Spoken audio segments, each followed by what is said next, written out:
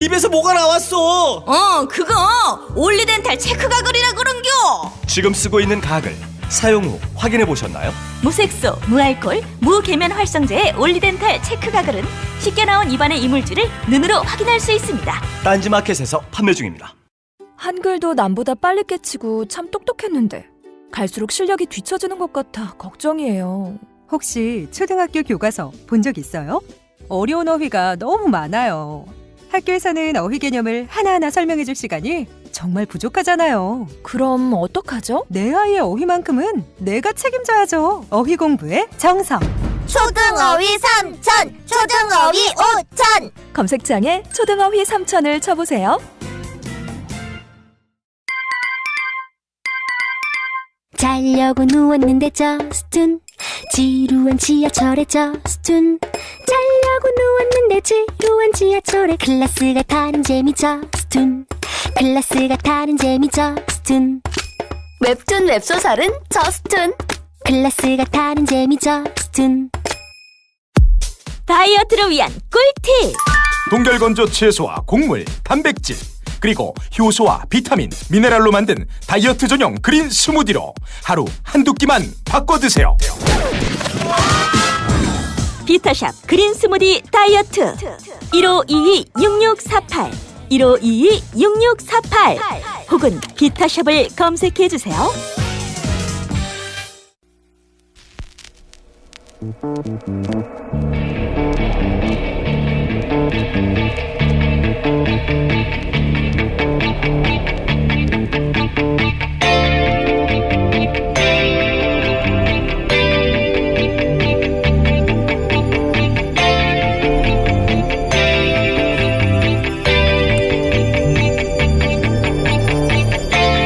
안녕하세요, 김원준입니다. 어제 YTN의 보도에 따르면 한 아파트 주민이 자비로 경비실에 에어컨을 설치해 줬는데 관리사무소가 반대해서 에어컨을 못 켜고 있다고 합니다. 관리사무소는 전체 경비실에 에어컨을 놔두든지 아니면 모두가 에어컨을 쓰지 않든지 그게 형평성에 맞다는 입장입니다. 형평성 있게 다 같이 더워라 이거죠.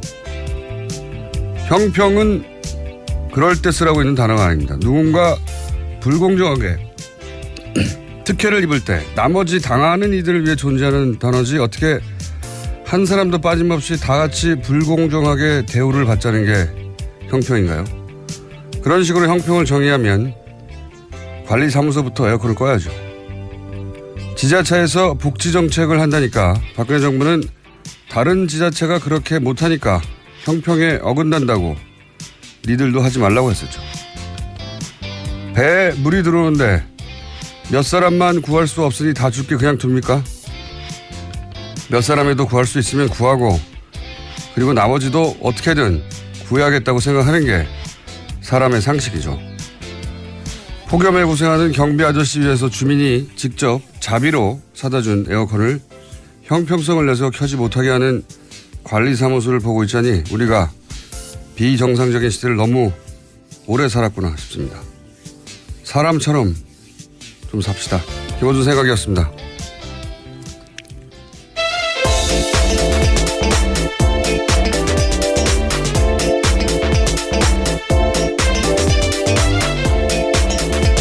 시사인의 김은지입니다. 제가 오프닝을 하다가 바람이 샌 적은 있었지만 기침이 갑자기 올라온 건 처음이었나. 힘내십시오. 기침을 그냥 할 걸 그랬어요. 네, 삼키느라 힘들었습니다. 자, 첫 번째 뉴스는요. 네, 북한이 대륙간 탄도미사일에 탑재할 수 있는 소형 핵탄두 개발에 성공했다고 미 정보 당국이 결론 내렸다는 소식입니다. 워싱턴 포스트 보도인데요. 미 국방부 산하 국방정보국이 지난달 북한 핵개발 프로그램에 대한 기밀평가를 이처럼 했다라는 겁니다. 또 미 정보당국은 북한이 최대 60기의 핵무기를 보유한 것으로 추산했는데요. 하지만 미국 최고의 핵 전문가 중 한 명으로 꼽히는 시그프리드 해커 박사가 워싱턴 포스트와 인터뷰에서 이에 대해서 비판했는데요. 과대 선전은 아주 위험하다라면서 이번 보고서에 대해서 비판한 겁니다. 적대적 공성관계라는 얘기가 있죠. 원래 과거 우리 보수 정권이 툭하면 이제 북한 위기론을 꺼내서 국내 문제를 덮었지 않습니까? 예. 서로를 적대하지만 서로를 위해 서로가 꼭 필요한 그 관계를 적대적 공생관계로 하는데 지금 트럼프는 북한이 고마워요.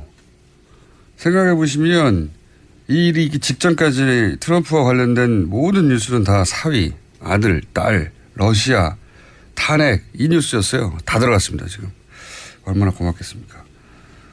그리고 미국의 군산 복합체들도 고맙죠. 예. 그쪽은 전 세계 긴장을 먹고 사는 그게 무기가 더 팔리니까. 그런 면에서 이제 미국의 최고의 핵 전문가가 뭐 60개를 보유하고 있다. 뭐 이런 식으로 정부에서 말하니까. 과대선전. 여기서는 과대선전은 미국의 과대선전 말하는 겁니다. 과대선전은 위험하다고. 과장하지 말라는 거죠. 예. 여하간 네 정부 혹은 트럼프 대통령이 말하는 걸 고지고대로만 받아들여서는 안 된다. 거기도 다 계산이 있는 거죠. 발언 하나하나에. 관련 뉴스가 근데 좀 많겠죠, 오늘? 예. 네, 관련 보도 나오니까요. 도널드 트럼프 미국 대통령이 입장 냈습니다. 관련해서 기자들이 질문하자 대북 경고 메시지를 쏟아낸 건데요. 미국을 더 위협하다가는 전혀 경험해보지 못했던 화염과 분노에 직면할 거다라는 메시지를 냈는데요. 뿐만 아니라 화염과 분노란 단어를 계속해서 쓰면서요. 무력이라는 단어도 덧붙였습니다. 화염과 분노, 노골적으로 이야기하면 지금껏 세계가 경험해보지 못했던 무력과 마주할 거다라는 건데요. 이에 대해서는 북한의 불바다 위협을 영어식 표현으로 받아쳤다라는 해석도 있긴 합니다. 저는 다르게 생각합니다. 왜냐하면은 화염과 분노라고 하니까 이거 불바다를 이렇게 번역했나? 이렇게 이제 우리가 생각하는 거고요. 그게 아니고요. 영어로 해놓으면 금방 알 수 있어요. Fire and Fury거든요. 이거는 뭐랄까요. 두 가지 측면인데 하나는 미국에서 예전에 그 이라크 전쟁할 때 shock and aw라고 네. 군사 작전을 두 단어로 요약해가지고 그렇죠. 표현하는 뭐랄까 일종의 스타일이 있어요. 그때는 이렇게 표현했고 자기도 뭔가 표현하고 싶은 거죠. 표현하고 싶은데 둘 다 F가 들어갔잖아요. Fire and Fury. 우리 라임을 맞추는 건가요? 예. 그런 면도 있고 마음에 든 겁니다. 이 단어가. 근데 이 단어 자체는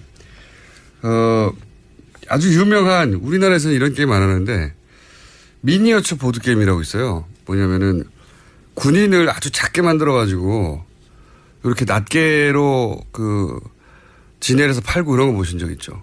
네, 미니어처가 그런 것들이니까요. 미니어처. 근데 네. 그 미니어처의 주인공이 군인인 경우가 많죠.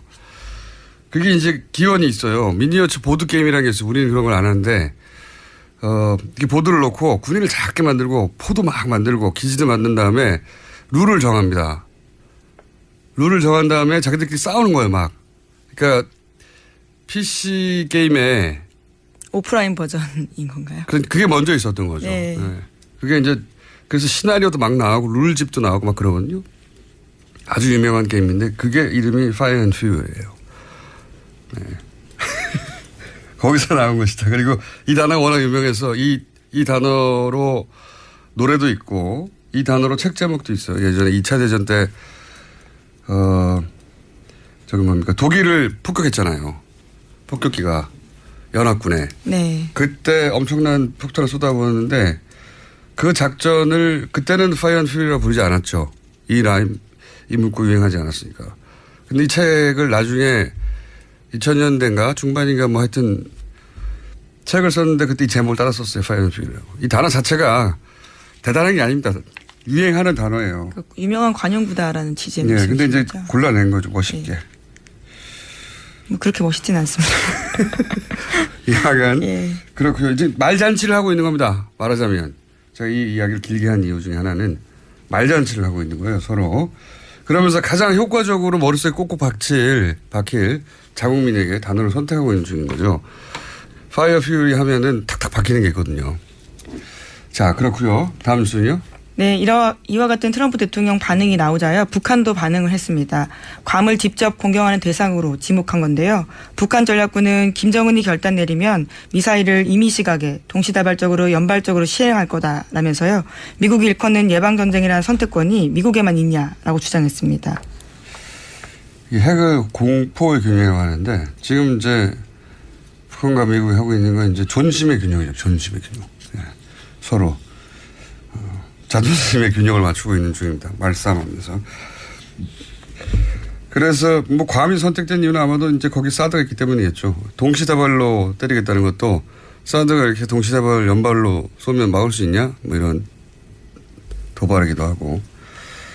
동시에 우리 언론이 보도를 해줘야 되는 내용은 뭐냐면 사실은 어제 하루 종일 포털에서 거의 이 과한 포위 사격 그다음에 뭐 하얀 분노 이 얘기만 했는데 실제 훨씬 더 중요한 거는 동시에 이러면서 북한이 거의 3년 가까이 영유하고 있던 캐나다 국적 그 임현수 목사입니다. 네, 목사. 네.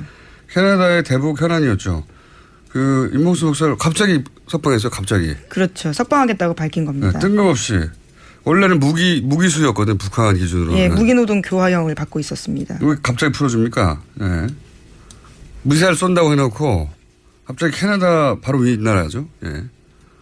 그러면 바로 북미 붙어있는 나라인데 하필이면 그 나라에 억류하고 있던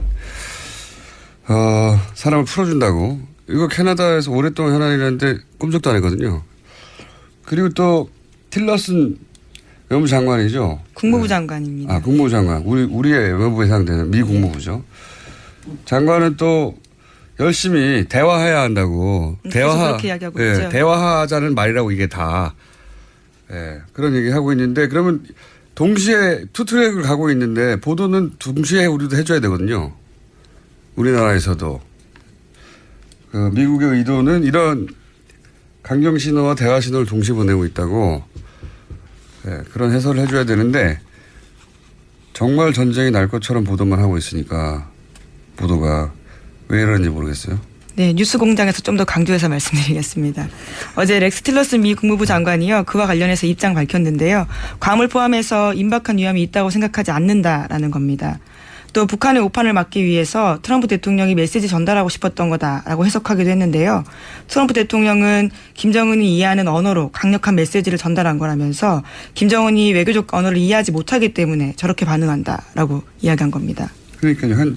대통령은 그 자국민의 귀에 꼭 박히는 단어를 선택해서 말을 하고 그리고 주무장관은 이게 다 대화하자는 제스처다라고 해설해주고 투트랙을 동시에 걸고 있고 북한도 마찬가지예요. 북한도 괌을 때린다고 하면서 또 임현수 목사 예. 캐나다 국적입니다. 우리나라. 예, 한국계 캐나다인입니다.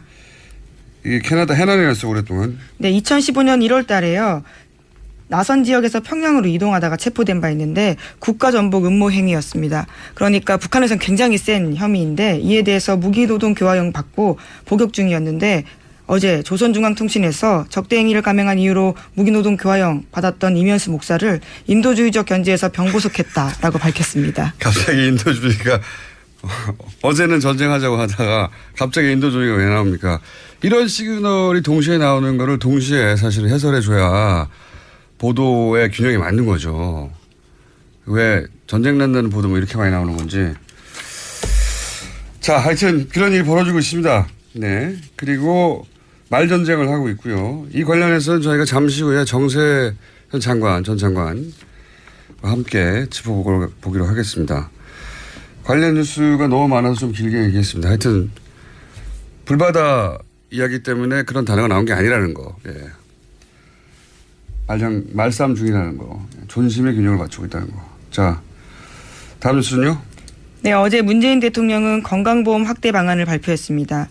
대부분의 치료비에 건강보험을 적용하겠다라는 내용인데요. 2020년까지 전 국민 의료비 부담을 평균 18% 낮추겠다고 약속했습니다. 그러니까 미용이나 성형처럼 명백하게 보험에서 제외되는 항목 외에는 모두 건강보험 적용하게 된다라는 건데요. 4대 중증 질환에 한정된 의료비 지원 제도도 모든 중증 질환으로 확대하겠다라는 겁니다. 이게 좀 사실은 오랫동안 많은 대선 후보의 공약이긴 했어요. 네, 그렇죠. 한 번도 실현된 적이 없어서 그렇지. 네, 지금 리얼미터에서 들어와서 굉장히 시끄럽게 앉고 있네요.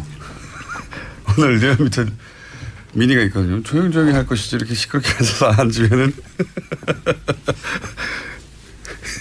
자, 우리 보험제도가 유럽에 비해서는 되지만 미국에 비해서는 뭐 몇십 년 앞섰거든요, 사실. 예. 이 분야 미국은 참 미개합니다. 보험제도. 국민보험제도에 있어서는. 미개란 단어를 쓰셔도 괜찮아요. 미개해요. 실제로. 거기서. 이런 정도의 그 국민소득 수준과 흔히 말하는 선진국 중에 이런 보험제도를 가지고 있는 나라가 없어요. 근데 워낙 거기는 사보험 회사들이 막강하고 로비스트들이 그렇죠. 막강하기 예. 때문에 오바마 대통령도 결국 오바마 케어라고 하는 아주 반쪽짜리밖에 못했죠. 그것도 지금 미국에서도 그걸 지금 뒤집으려고 하고 트럼프는 있습니다. 다시 백하려고 하는 예. 것이고 거기는 환자에게는 헬이죠. 헬 정말로. 여하간 이렇게 해주면 좋은데요. 정말. 예. 비용과 성형 외에는 예를 들어서 뭐 암이든지 중증 같은 경우에 감기는 되는데 암이 안 돼서 문제다. 이런 게 핵심이었잖아요. 보험제도 문제 우리나라에선. 이렇게 해주면 참 좋은데 재원을 어떻게 할 거냐. 네. 이 재원을 어떻게 할 거냐를 제대로 설명해 주고 그리고 그게 문제가 없다면 만세죠. 이런 거는 진짜. 예, 우선 어제 정부가 밝힌 바로는요. 건강보험 누적 흑자 일부와 국가재정으로 감당하겠다라는 건데 또 계속해서 세금과 관련된 정책도 나오고 있습니다. 알겠습니다. 저 리얼미터 옆에 앉아서 부실부실 거리고 있으니까 빨리빨리 진행하죠. 자, 제목 중심으로 좀 훑어보겠습니다. 네, 국세청이 부동산 탈루 혐의자 286명에 대해서 세무조사 나섰습니다. 다운계약서 작성, 변칙증여 등 혐의가 의심되는 사람들한테 전국 동시에 세무조사하겠다라는 겁니다. 네. 소위 파리 부동산 대책의 후속인 거죠. 예. 이제 안 팔면 되지 않느냐 이런 반응에 대해서 그래? 그러면 뭐 당장 소득원도 없는데 주택을 이미 3채 이상 갖고 있다든가 뭐 아니면 분양권을 팔았는데 양도소득세가 전혀 없다고 신고했다든가 뭐 이런 의심스러운 사례들 골라서 탈루한 거 아니야? 라고 국세청이 흔히 말하는 털기 시작한 거죠. 예. 근데 뭐 원래 내야 될 것들을 안 낸 거니까요. 무섭겠습니다. 수 있죠. 네. 이렇게 돼서 걸리면 부동산은 덩어리가 커서 한 번 걸리면 몇백만 원이 아니라 몇억 단위로 세금을 수익당할 수 있거든요. 예. 집안채가 날아가는 거죠. 이런 식으로 하면. 김상조 위원장이 그랬지 않습니까? 정부 정책에 정하지 말라고. 예. 지금은 정하면 안 되는 시기입니다. 자, 부동산은 그렇고요. 예. 다른 뉴스는요? 네, 또 종교인 과세 관련해서는요, 또 유예될 수도 있다라는 논란이 있는데요. 예정대로라면 내년 1월 1일부터 종교인도 소득세 내는 대상이 됩니다. 하지만 김진표 의원이 이 시기를 2020년까지 미루는 소득세법 개정안 발의했습니다. 국회의원들 중에 개신교도들 중심으로 김진표 의원은 특히 대표적이죠. 예, 관련해서. 종교인 과세 문제는 저희가 별도로 다룰 만한 덩어리의 뉴스라서 짧게만 언급하자면 성경에도 나와 있어요. 가이사의 것은 가이사에게. 예. 세금을 내야 됩니까? 라고 예수에게 묻자. 가이사의 것은 가이사에게 주라고 세금 내라는 얘기입니다. 예. 성경에 그런 말이 있습니다. 다음에 다루기로 하고. 자, 다음 뉴스는요?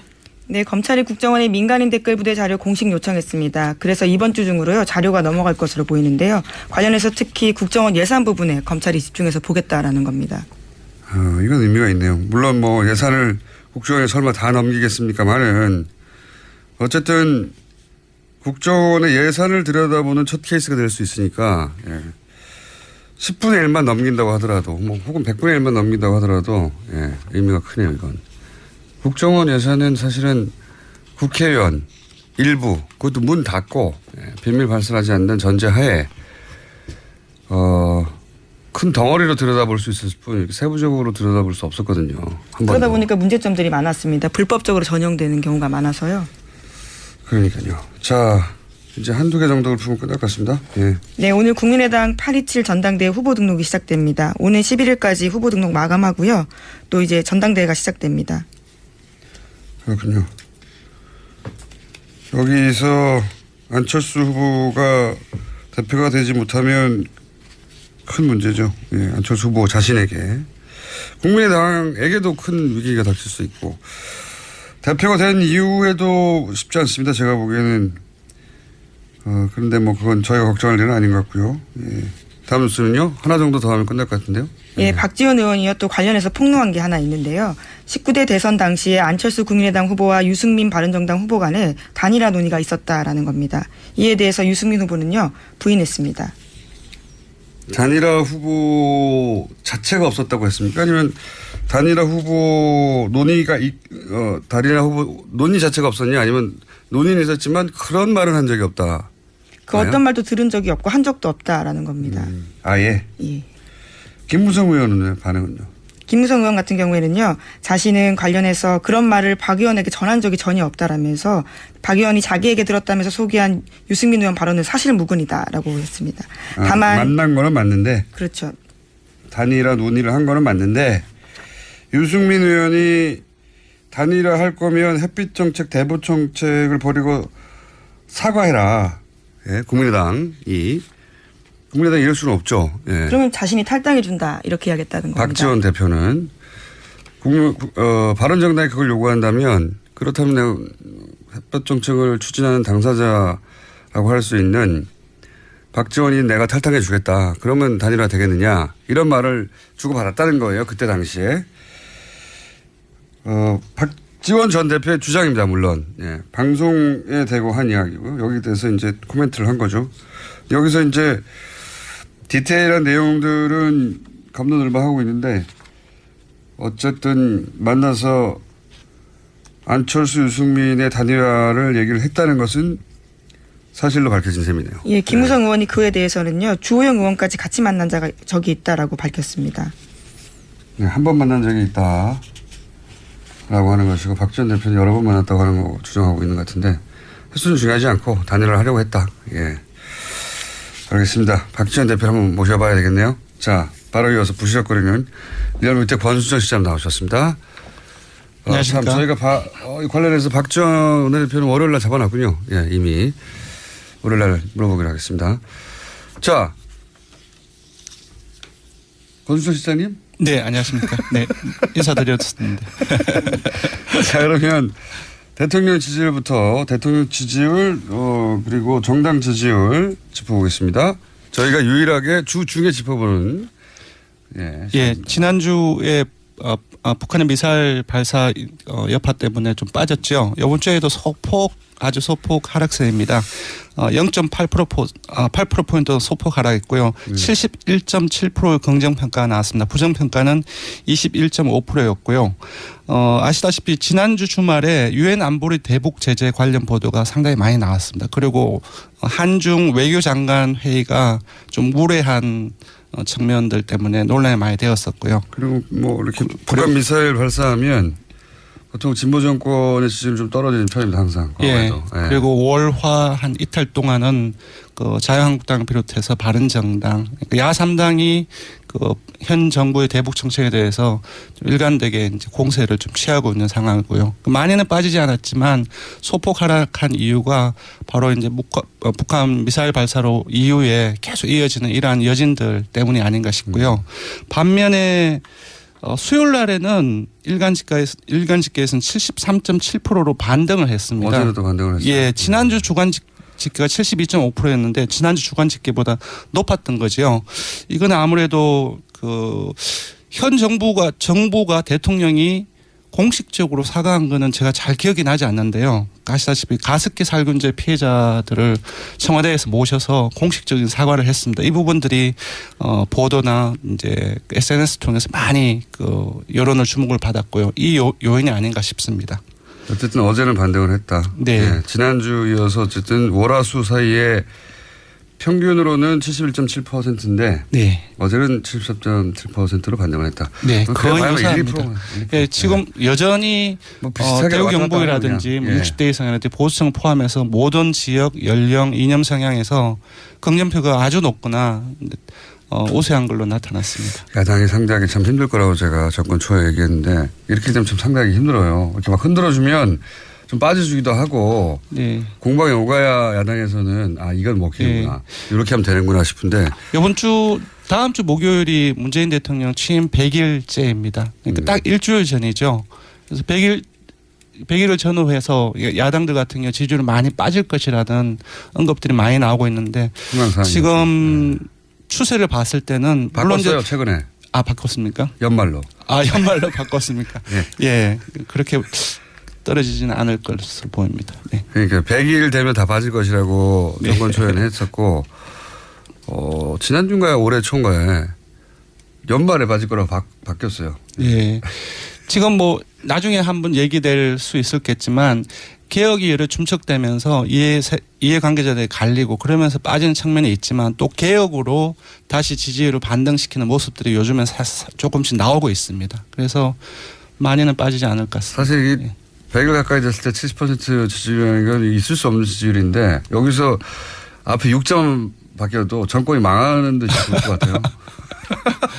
60%도 박근혜 정권 때는 도달한 적이 없는 수치인데. 있긴 있는데 그런 기간들이 상당히 짧았죠. 초반에 있긴 있었어요. 네. 생각해보니까. 자, 하여튼 그렇습니다. 당내 대통령 지지율은 그렇고요. 정당 지지율은 어떻습니까? 정당 지지율은 아무래도 그 문재인 대통령하고 여당 지지율은 좀 같이 연동되는 측면들이 상당히 많습니다. 따라서 그 민주당 같은 경우는 지난주 주간 집계 대비 1.5%포인트 내려서 41.9%가 나왔습니다. 주로 경기 인천 PK, TK 이 정도로 해서 보수층에서 많이 빠졌는데요. 아무래도 그 문재인 대통령이 소폭 하락한 것과 동일한 이유에서 빠진 것으로 보입니다. 여기도 한 1% 빠진 거네요. 네. 50.1 뭐 이러다가 49.1 뭐 이런 식으로. 네.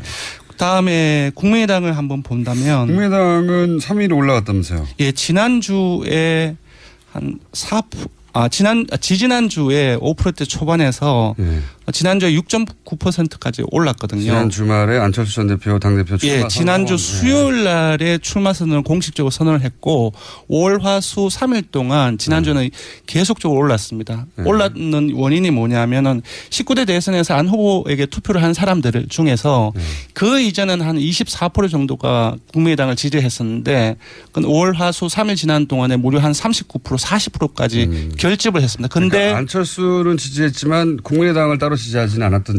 그런데 이제 한 3일 동안에 당대표 출마 선언한 과정에서 올랐는데 아시다시피 주말을 경과하면서 또 어제까지도 계속 당대표 출마 논란이 당내에서 계속 되지 않았습니까? 그 이후에 다시 이 19대 대선은 안 후보 투표 후보자층이 조금씩 다시 또 빠지고 있습니다. 그래서 지금 이제 국민의당 같은 경우는 이번 주 주중에서 1.5%포인트 내린 5.4%로 다시 내렸는데 바로 금방 언급해드린 그 이유인 것 것으로 보이고요. 다시 오차 범위 내이긴 하지만 최하위로 밀려났습니다.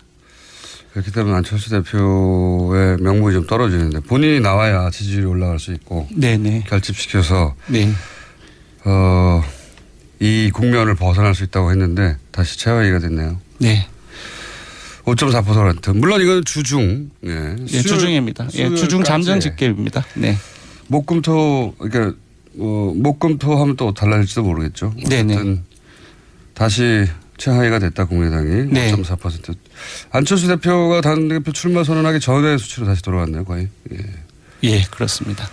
다른 정당은 어떻습니까? 예, 한국당 살펴보면 한국당은 올랐습니다. 1.1%포인트 오른 17.6%이고요. 2주째 상승세를 보이고 있습니다. 기억하실지 모르겠지만 전술핵 배치 추진을 당론으로 한이 많이 하고 있는 상황이고요. 문재인 정부의 대북 정책의 비판 공세를 높이고 있습니다. 아무래도 좀 반사이기 성격이 있는 것 같고요. 미사일 가장 오른쪽에 있는 분들이 어쨌든 한국당 쪽에 표를 주고 있다는 얘기죠. 지지를. 예, 정의당하고 바른정당도 공이 올랐습니다. 정의당은 1.1%포인트 오른 6.8%로 3위로 오차범위 내이긴 하지만 3위로 올랐었고요. 바른정당 역시 올랐습니다. 0.6%포인트 오른 6.4%로 다시 6%대를 회복했습니다. 그렇군요. 네. 오늘은 시간이 없어서 못 다룰 것 같은데 리얼미터하고 갤럽하고 가장 큰 차이가 나는 부분이 갤럽이 이제 주말에 발표되지 않습니까? 네, 그러다 보니까 그렇습니다. 항상 비교가 되는데 바른당, 다른 정당들은 뭐 큰 차이가 없다고 보여지는데 네, 한국당과 바른정당의 지지율 차이가 리얼미터하고 가장 큰 차이가 있어요. 갤럽에서는 두 당의 차이가 거의 없거나 붙었거든요. 네. 근데 리얼미터에서는 아직도 한 10% 가까이 차이가 나는 걸로 나오니까 이거 다음 시간에 한번 짚어주십시오. 예. 그러니까 한국갤럽과 같은 상황이면 보수층이 거의 와해된 상황이라고 보면 되는데요. 나중에 한번 봐야 될 것 같습니다. 네. 자, 마지막으로 저희만 하는 이번 주 현안 조사. 이번 주 뭘 했습니까? 이번 주 지난주에 8.2 부동산 대책이 발표되었고 그 이후에 그 종부세라든지 재산세라든지 그 이 부동산 보유세 관련해서 논란이 좀 있었습니다. 예. 보유세. 부동산을 갖고 있는 것만으로 세금을 때리는 과거의 종부세. 예. 예, 거기 뭐 똑같지는 않지만 어쨌든 예, 맞습니다. 그렇게 생각하시면 되는데. 예, 이 조사를 한번 해봤습니다. 보유세를 지금은 그 카드를 마지막 카드로 두고 있는 것처럼 보여지는데 현 정부가. 네, 만지작거리긴 하지만 아직까지는 네. 이거까지 썼는데 통하지 않으면 큰일 나니까요. 네네. 근데 보유세를 만약에 높인다, 인상한다. 네네. 그럴 경우에 과연 찬성하겠는가? 네네. 네. 이거 여론조사가 왜 없었는지 모르겠는데 저희가 했습니다. 응답자들한테 세 가지 선택지를 드렸습니다. 하나는 그 판리 대책의 효과와 상관없이 바로 올려야 된다. 효과와 상관없이? 예. 두 번째는 효과가 없을 때 그때 올리자. 네. 그 세 번째로는 효과와 상관없이 인상해서는 안 된다. 이 세 개를 드렸는데. 절대 반대. 예. 첫 번째가 가장 많이 나왔습니다. 즉각 인상안이 41.8% 응답이 나왔습니다. 그 다음도 반대보다는 효과 없을 때 그때 올리자. 조건부 인상이죠. 25.8%로 나왔고요. 70%가 가까이 되네요. 예, 효과와 상관없이 안 된다 인상은 이 응답은 20.6%가 나왔습니다. 네. 68%가 70% 육박하는. 야. 예, 인상으로 보면은 조건부 이상이든지 아니면 적각 이상이든지 인상이니까 합치면 한 70% 육박을 하고 한 3배 이상이 반대보다는 많습니다. 하하. 그래서 지금 잠시 보면 지금 이 보유세 문제는 지금 판리 부동산 대책이 투기 근절이라든지 주택값 안정화라든지 이 부분에 목적을 하고 있는데 지금 유권자들 같은 경우는 단순히 부동산 보유세 문제를 이 목적에 한하지 않고 있는 것 같습니다. 그러니까 돈을 많이 버는 사람들은 많이 내고 그리고 돈을 적게 버는 가난한 사람들은 좀 적게 내는 어떤 조세의 형평성 차원이랄까요. 이런 부분으로 접근을 하고 있기 때문에 이 부동산 보유세 문제의 적각 찬성 인상해야 된다는 의견이 높게 나온 것 같습니다. 조세 정의 차원에서 보는 거군요. 네네. 예, 참여정부 때 10년 전에는 예. 종부세에 해당되는 사람들이 5%도 안 됐는데. 맞습니다. 네. 그때는 831 부동산 대책이라든지 또 그때도 마찬가지로 그 종부세 문제가 세금 폭탄 프레임들이 가동이 되어서 먹혔죠 그때. 예, 그때는 먹혔는데 지금은 이러한 저간의 상황을 보면은 좀 그때 세금 폭탄 프레임이 막히기 힘든 상황이 아닌가 그렇게 보입니다. 먹히기 힘든 상황이라고 해주십시오. 예, 먹히기 힘든 상황이 아닌가 싶습니다. 이것도 예상되네요. 네네. 대통령 지지층하고 비슷하게 겹치는 지난번 사드하고 지난주하고 비슷하게. 어쨌든 70% 가까이 보유세를 찬성하고 있다는 것은 예상과 다른 결과였습니다. 네네. 자, 여기까지 하겠습니다. 예, 조사 개요를. 조사 개요. 예. 네. 사실 대통령하고 정당 지지율 조사만 불러드리면 되는데요. 짧게 불러드리겠습니다. 이번 대통령 정당 지지율 조사는 TBS 의뢰로 전국 19세 이상 성인을 대상으로 8월 7일부터 9일까지 3일간 조사했습니다. 전화 면접하고 자동응답 혼영으로 실시했고 35,284명에게 통화를 시도해서 최종 1,531명이 응답을 완료했습니다. 응답률은 4.3%, 표본 오차는 95% 신뢰 수준 플러스 마이너스 2.5%포인트입니다. 내일부터 건수정 시작하겠습니다. 감사합니다. 고맙습니다. 아무도 묻지도 따지지도 않고 가입하셨다고요? 보험은 너무 어려워요. 걱정 마십시오. 마이보험 체크가 도와드립니다. 1800-7917 마이보험 체크로 지금 전화주세요. 1800-7917 이미 가입한 보험이나 신규 보험도 가장 좋은 조건을 체크해서 찾아드립니다. 인터넷 한글 주소 마이보험.com 또는 카카오톡에서 아이디 검색 마이보험을 친구 추가하여 상담하실 수 있습니다. 모닝똥? 제겐 사치였죠. 내가 토끼인지 토끼똥이 나인지 내가 변을 본 것인지 변을 당한 것인지 나는 바나나이고 싶다. 간혹 구렁이이고도 싶다. 미궁 대장사랑 빅똥의 추억 미궁 대장사랑이 찾아드립니다. 혈중 콜레스테롤 개선과 배변 활동에 도움을 주는 건강기능식품입니다. 검색창에 미궁 대장사랑. 미궁 장사랑 이름 바꿨어요. 프로바이오틱스 12종 추가. 미궁 대장사랑. 골반 잡자 바로 잡자 바디로직. 허리 통증 바로 잡자 바디로직. 2017년 쿨 썸머 바디로직 라이트 출시. 통기성이 좋아 땀 걱정 없이 한여름에도 쾌적하게. 입은 듯 안 입은 듯 가벼움의 신축성은 그대로. 자세가 좋아지는 골반 교정 타이즈 바디로직. 검색창에 골반 교정 바디로직. 라이트.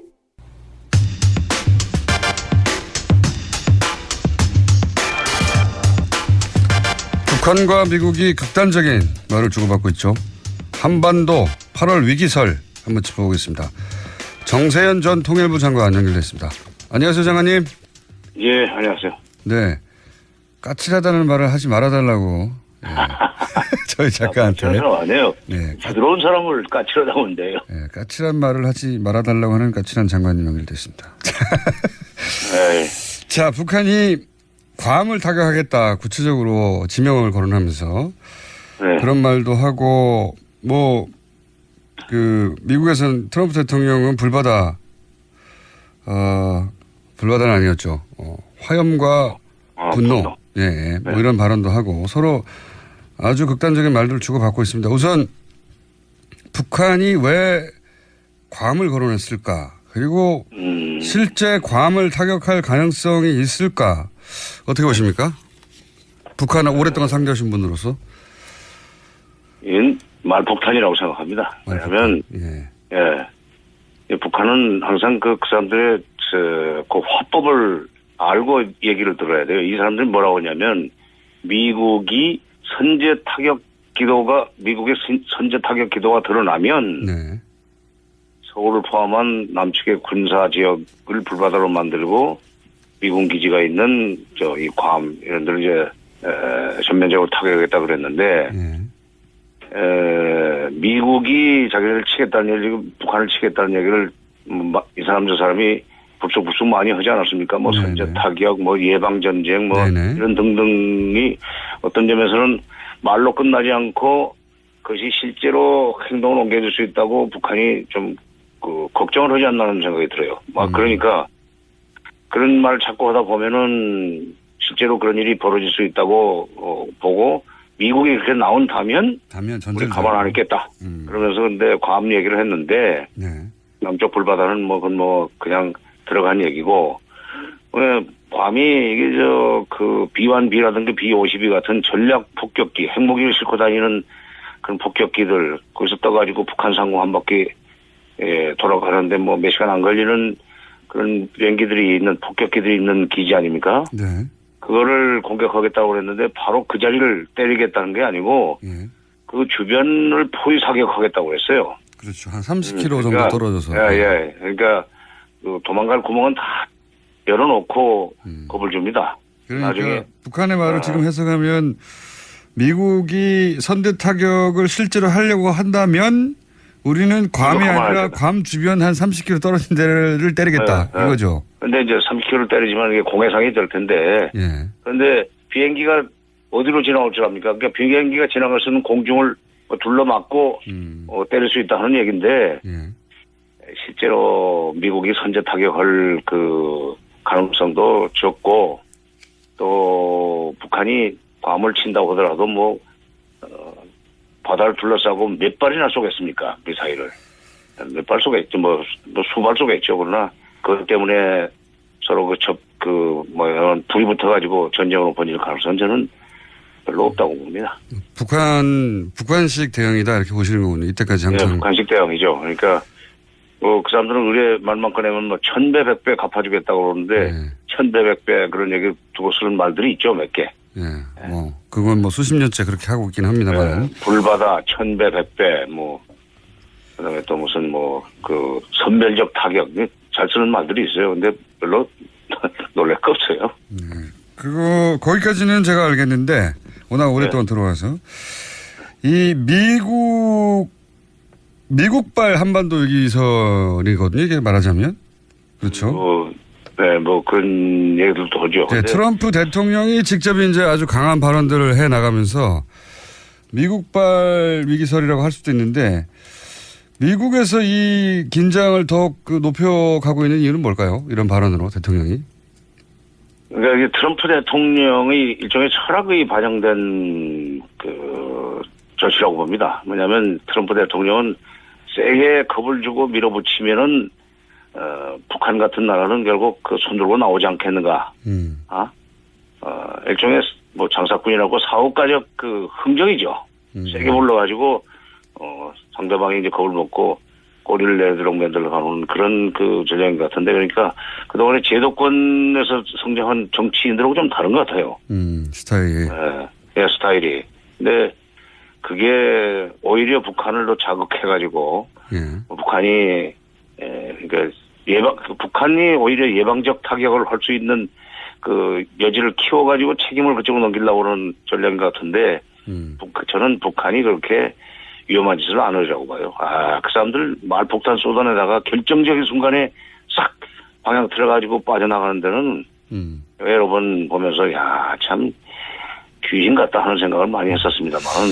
그런 전략으로 이때까지 살아남았죠, 사실은. 예. 그렇죠. 그래서 오히려 상대방이 방향을 틀도록. 근데 되게 그렇게 북한이 벼랑 끝에서 극단적인 그 압박을 통해서 미국을 압박 들어가면은 결국 미국이 방향을 트는 그런 전례들이 몇 개 있습니다. 왜 그 형제간에 싸우면 큰 놈이 참으라고 그러잖아요.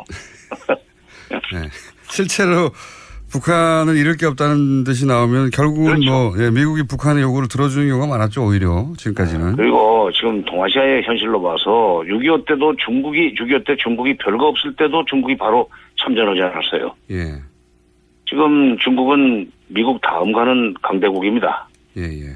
북한을 군사적으로 공격하면 바로 그 불똥이 중국 대륙으로 뛰고 특히 동북 삼성 만주로 번질 거기 때문에 중국이 가만 안 이렇게 되는 거죠. 이렇게 되면 이건 한반도 전쟁이면서 실제로 미중 전쟁이에요. 세계대전이 되는 거죠, 사실은. 그렇죠. 미국이 그렇게 그거 벌렸다가 지금 다른 유럽이라든가 중동 같은 데 벌려놓은 일들이 많은데 그거 어떻게 감당하겠어요? 못합니다. 그럼 8월 위기설은 어떻게 나온 거라고 보십니까? 뭐 이유가 있을 거 아닙니까?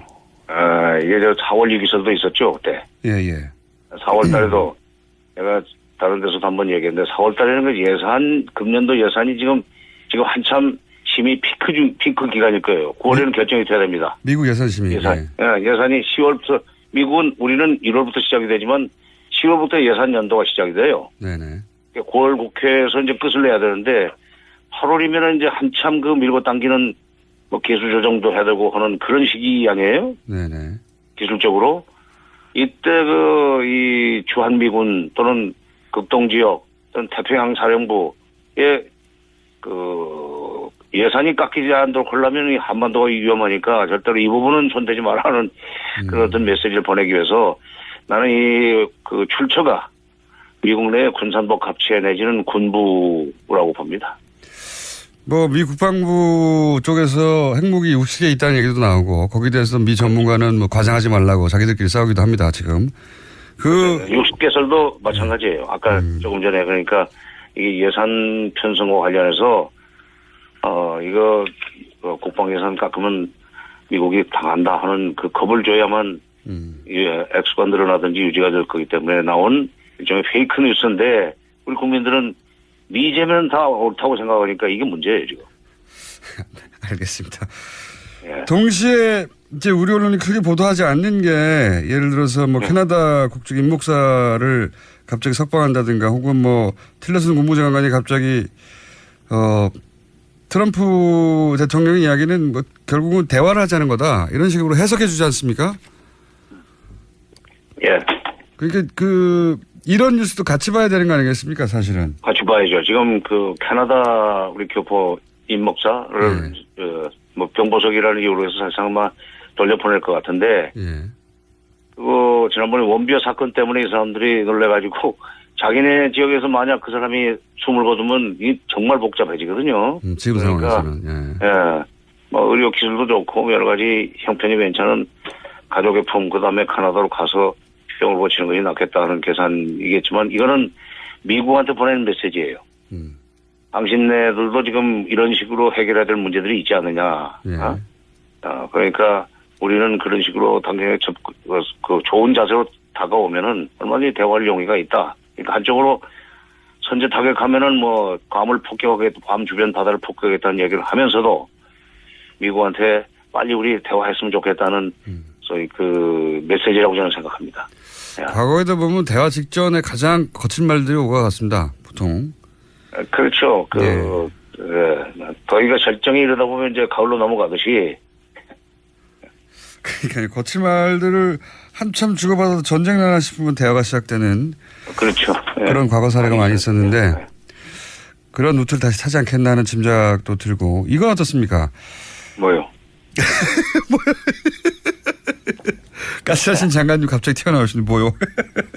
장관님 저기. 아니 돌발 질문을 많이 하시니까 좀 겁나지. 안보리 제재 있지 않습니까? 안보리 제재. 거기서 뭐 석유는 빠졌다. 뭐 그렇지만 가장 강한 제재다. 뭐 이런 식의 얘기 많이 나오는데 안보리 제재로 북한이 미국이 원하는 대로 갈까요? 안보리 제재 효과가 있겠습니까? 우선 석유 송출 금지가 빠졌다는 것이 뭐 북한한테는 별로 타격이 안 된다고 저는 봅니다. 대중무역의 3분의 1을 삭감시켰기 때문에 무역으로 거둘 수 있는 액수 10억 불을 못 벌게 했기 때문에 손 들고 나올 거라는 것은 착각이고 10억 불이면요. 1조 달러인데 그렇죠? 1조 달러인데 그게 사드 한 대 값보다 싼 겁니다. 1조 2천억 달러가 그렇잖아요. 그렇군요. 근데 북한 무역이 규모가 아무리 작더라도 3분의 1 타격을 입는다고 그래서 미국이 시키는 대로 손두고 나올 가능성은 없고 안보리 제재가 지금 8번째입니다. 근데 7번째 안보리 제재를 결의하면서 또 역대급이라고 맨날 그랬어요. 가장 강력한. 항상. 가장 강력한. 이게 무슨 신문 광고 같은데 어디 보면은 무슨 역세권 2분 거리, 3분 거리 그런 식으로 맨날 근데 7번의 유엔 제재를 당하고도 작년에 북한 경제가 3.9%나 성장했다면 북한 경제는 아무런 영향을 안 주는 게 유엔 제재라는 거 아니에요? 지금 그다음 미국이 대북 제재를 유엔 제재를 주도할 때 경제적인 타격을 주면은 결국은 숨이 막혀가지고 손들고 나올 거다 하는 전제에서 그렇게 된 건데 작년 경제가 3.9%면 우리 경제 성장률보다 높은 거예요. 물론 이제 규모가 작은 데서 3.9%하고 우리 같이 1조 5천억 달러 된 그런 GDP를 가지고 있는 나라에서 3%, 2%, 2.5%는 다르지만 나는 이 유엔 제재가 앞으로 북한의 태도 변화를 유도하는 데는 큰 역할을 모토리라고 봅니다. 결국은 협상으로 넘어가야 되지 않겠는가. 미국도 곧 그걸 알게 될 거고 특히 우리가 이런 식으로 가지고 안 된다는 걸 알면서 왜 자꾸 이렇게 압박으로만 가느냐 하는 얘기를 우리가 해줘야 돼요. 그 얘기 미국한테 할 나라는 우리밖에 없습니다. 중국이 하겠어요? 우리가 해야지. 미국이 하겠어요? 이제 북한이 하겠어요? 결국은 지금 30초밖에 안 남았긴 했는데 그러니까 결국은 이거는 역시 다시 한번 대화로 풀릴 수밖에 없다. 오히려 대화가 가까워졌다는 신호일 수도 있겠습니다. 이 정도로 극단적으로 하는 것은. 밤이 깊으면 새벽에 온다는 말도 있잖아요. 이럴수록 대화가 가까워진다고 생각하고 우리 정부에서는 대비를 해야 된다고 나는 봐요. 그리고 조금 전에 말씀드렸듯이 여러 가지 채널을 통해서 그야말로 진정성 있게 미국한테 이렇게 해봐야 알겠습니다. 결국은 대화로 넘어갈 텐데 라는 것을 입력을 시켜줘야 돼요. 알겠습니다. 정세현 통일부 장관이었습니다. 감사합니다.